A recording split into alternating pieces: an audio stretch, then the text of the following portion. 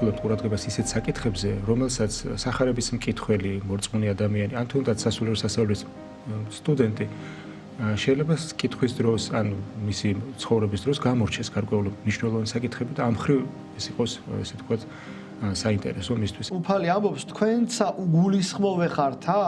ანუ, ნუ თუ თქვენც არ გესმით ის სიღრმე, ის საიდუმლოება და ძალი ღმრთისა და თუნდაც წიგნი, რომელიც ანუ წმინდა წერილი, რომელიც მათ უპირველეს ყოვლისა უნდა ცოდნოდათ. ყოველ ოთხშაბათს 18 საათსა და 5 წუთზე ღვთისმეტყველების საათი წამყვანთან დეკანოს გიორგი ხანთაძესთან ერთად.